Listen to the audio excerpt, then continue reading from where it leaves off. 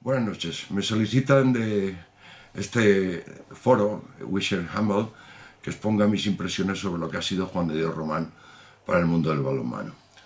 Y he de decir que para mí, habiendo compartido miles de horas, ¿no?, de convivencias con él durante más de 50 años, estas largas convivencias, tanto en volumen como en intensidad, han supuesto, digamos, un cierto sentimiento, una cierta cercanía entre ambos, de tal forma que es posible que lo que yo vaya a decir pueda adquirir un cierto carácter agiográfico, por lo tanto pido disculpas de antemano por ello, ¿no? Habría que preguntar cuál es la dimensión de Juan de Román, cuál es la dimensión de un hombre. Yo lo tengo bastante claro. Para mí la dimensión de un hombre es lo que él aporta a la sociedad, tanto desde el punto de vista intelectual como humano, ¿no? Y Juan de Dios es una persona que yo creo que ha aportado muchísimas cosas a nuestro deporte.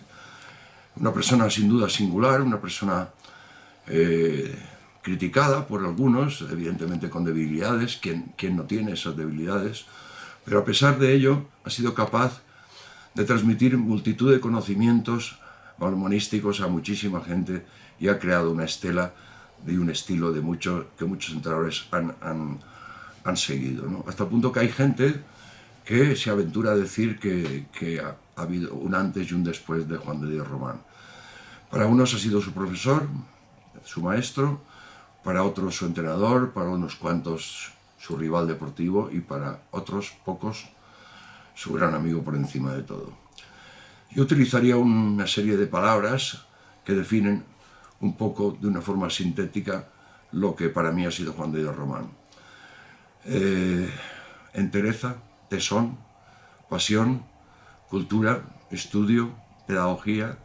Todas estas palabras resumen para mí lo que él ha sido. Tenía tesón en todo lo que hacía, lo perseguía por encima de todo. Pasión, absolutamente disfrutaba con todo lo que hacía en el balonmano. Cultura, un hombre que leía, muy gran lector de ensayos, de biografías, de novelas, de muchísimas cosas que le daba una gran cultura. Un hombre con gran capacidad de estudio, no solamente de aspectos del balonmano, sino de análisis de rivales, del análisis evolutivo del balonmano, etc. Y un hombre con gran pedagogía. No en vano era licenciado en pedagogía entre unas de sus licenciaturas. Yo añadiría que era un hombre de gran personalidad. Y esa gran personalidad iba relacionada con una gran capacidad de liderazgo y un enorme carisma.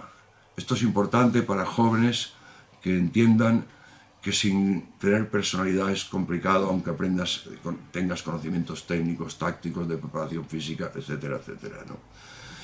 Y esta personalidad la transmitió no solamente creando un estilo propio de forma de entrenar, con una dinámica de entrenamiento muy personal, y por supuesto en la dirección de los partidos. Fue un hombre de gran categoría, no solamente como entrenador, sino como persona, que lo mostró con muchísimas cosas. Por ejemplo, lo que le preocupaba a la base, la evolución de los jugadores jóvenes, que era obsesivo, los títulos que consiguió, la fe que tenía en el balonmano español y en su propia evolución.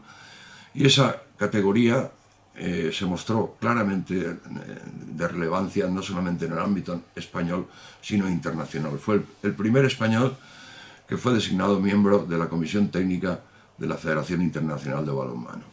También fue el primer entrenador que ganó una liga, que perdió una Liga de Campeones, que accedió a una final de Liga de Campeones con aquel famoso equipo de otra galaxia, el Metaloplástica de Sabac.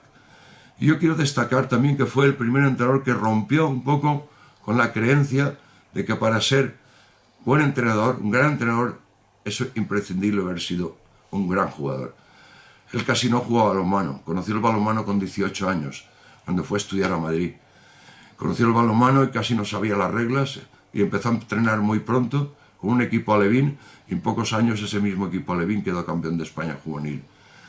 A partir de ahí, esa forma, digamos, de entender se ha transmitido en otros entrenadores, porque como entrenadores como Emilio Alonso, como Manolo Laguna, como el propio seleccionador actual, Jordi Rivera, que han sido seleccionadores, y prácticamente jugadores mediocres de balonmano o no ni siquiera alguno de ellos ha jugado o ha jugado muy poco y han podido llegar a altas cotas en nuestro deporte. Desde el punto de vista didáctico, su labor ha sido sobresaliente, no solamente como profesor del INEF, de la Facultad del Deporte, sino comentarista, en aquella dupla maravillosa que formó inolvidable con Luis Miguel López.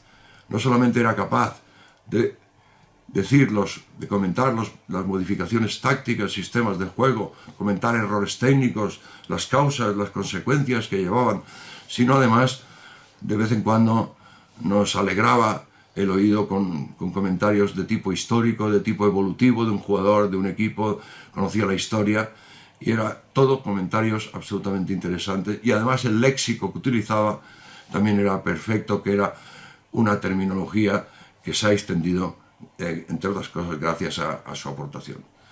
Era un entrenador temperamental, no puedo obviarlo, pero al mismo tiempo era un entrenador delicado, que era capaz de echar una bronca en un partido y al mismo tiempo tener la sensibilidad de hablar con delicadeza, abrazando a un jugador al cual le había echado una bronca. Pero yo quiero, para finalizar, destacar por encima de todo la capacidad de divulgar sus conocimientos.